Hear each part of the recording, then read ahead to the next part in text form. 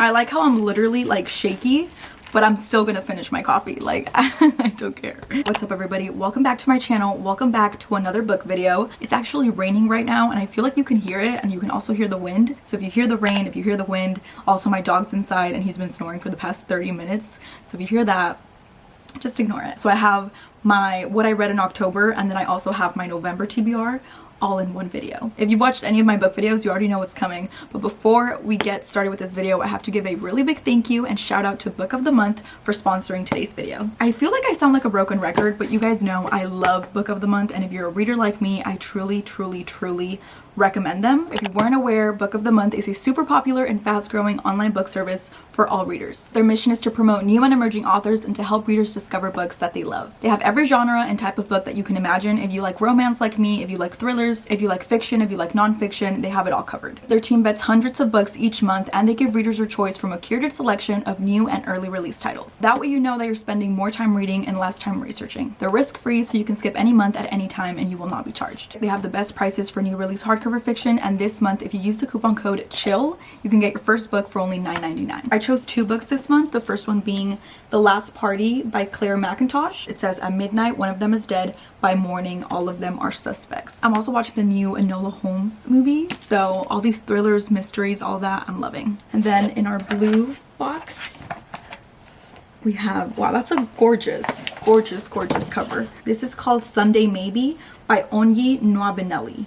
Once again, thank you so much to Book of the Month, and let's get started with this video. Okay, I wasn't going to start out with these books because I don't have the physical copy of them, but honestly, this series that I read was my favorite thing that I read this month. I saw one TikTok that mentioned one scene from one of these books, and that's all it took for me to read all 3 books in this series. I read the series called Sinners Anonymous. I read the first book, the second book, and the third book. I read each book in less than a day and a half, also because I was reading it on my phone. So everywhere I went, in bed, laying down, late at night, I was just scrolling and scrolling and scrolling until I finished each book. And oh my god, did these books not disappoint. They were so good. Basically, the Sinners Anonymous is a series of dark romance. It's a mafia romance. You guys might remember that I was so obsessed with the Maid series, which I literally have right there. And since I read the Maid series, I have not found any series, any books that can even like compare to that until I found the Sinners Anonymous. And the thing about those books is the fact that they're so unrealistic is what makes them good. Like this type of romance where it's like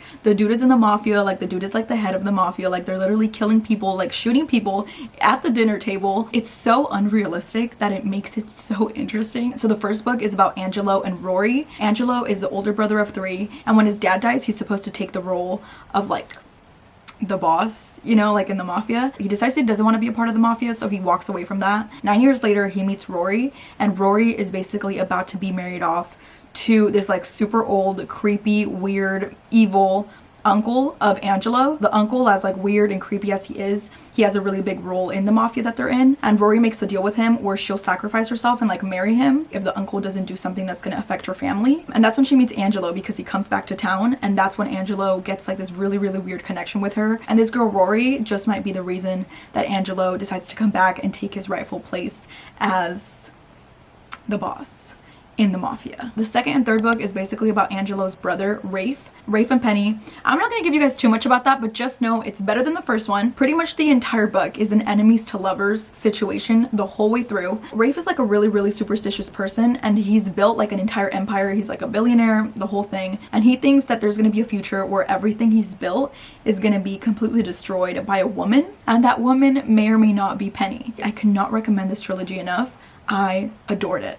5 stars for all books. So for the Sinners Anonymous series, you guys may or may not have heard about it, but this next book that I'm going to talk about, I know you guys have heard about it. I feel like the only reason I read this book is because it had like so much hype around it, and like everybody was reading it, and I was like, well, I don't want to get FOMO, so I want to read it too. I didn't want to be like the only person on earth that wasn't reading this book, just in case it was like gonna blow my mind. But I think when I finished It Ends With Us, I was so happy with the ending. Like, I loved the ending. I loved where it left off. I love that the ending left you with a little bit of hope for Atlas and Lily, but I do know that the diehard fans of It Ends With Us wanted like a little bit more of the story. You get a little bit of Atlas's background, and there's like a plot twist that happens, which I actually thought was interesting. The one thing that did piss me off and I was so annoyed with is the Ryle character. If you haven't read It Ends With Us, probably skip this, or you know, like, sorry if I'm spoiling it. One of the things that I thought was so interesting in It Ends With Us is that we go into the book kind of like loving Ryle. The way that she wrote Ryle in the first book makes you just kind of like fall in love with him. Like, you get why Lily fell in love with him, and then he messes everything up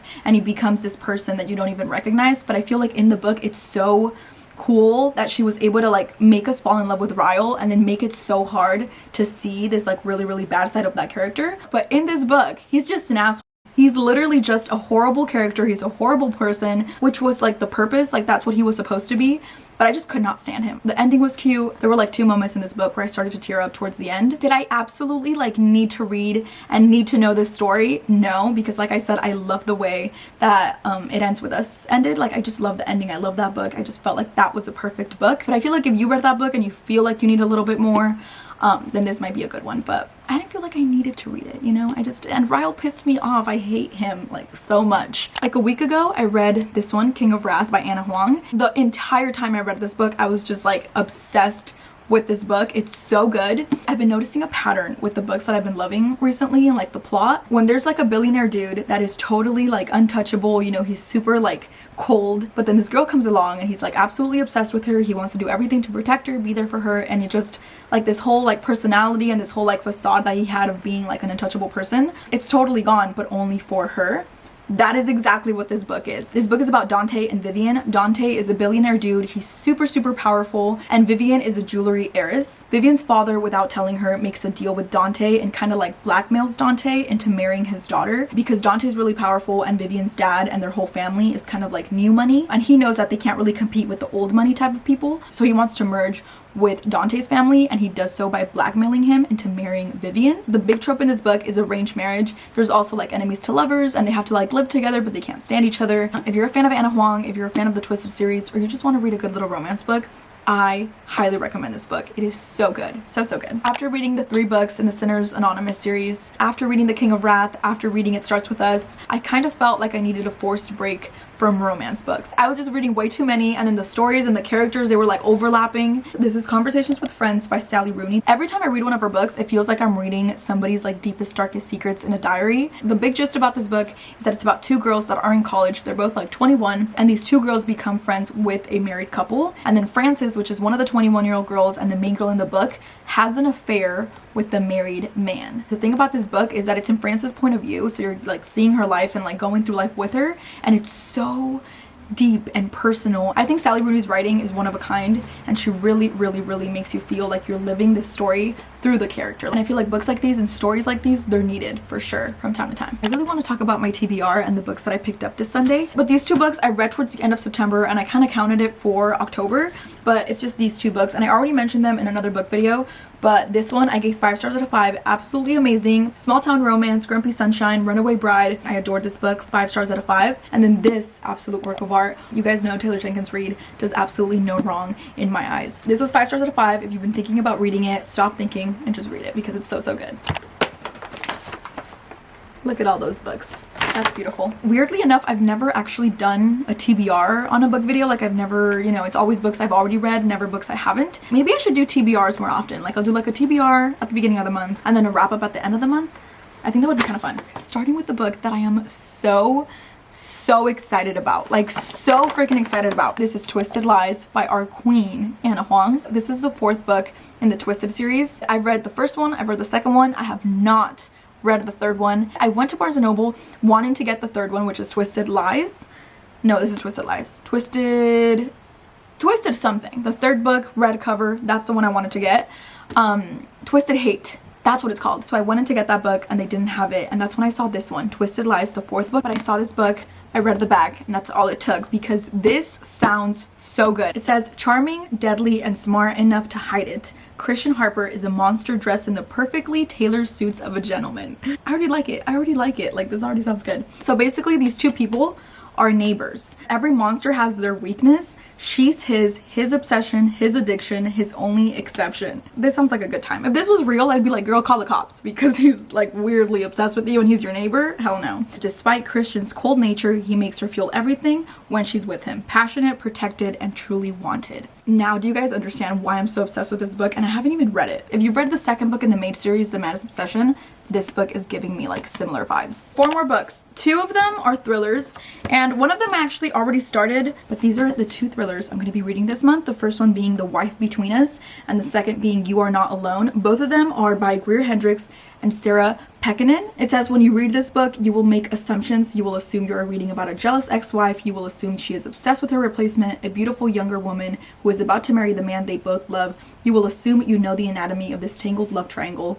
Assume nothing. This book, You Are Not Alone, was actually recommended to me by Harper from Book of the Month, and she said it's supposed to be really, really good. So I'm excited to read it this month. But if these type of thriller books are the type of books that give you nightmares or that make you scared to read it at night, then I'm definitely gonna want some rom-coms to read after. They were having a rom-com sale. It was buy one, get one half off. So I got 2 rom-coms. The first one being The American Roommate Experience by Elena Armas. She is the same author that wrote Spanish Love Deception. You guys know I absolutely loved Spanish Love Deception, so I'm really, really hoping that this is just as good. The next book is this one, and this is a book that I actually haven't heard anything about. Like, I've never heard about this book. I saw it at Barnes & Noble. I thought it sounded like an interesting little rom-com, so I picked it up. It's called The Fixer Upper by Lauren Forsyth. It says she'll fix your man so you don't have to.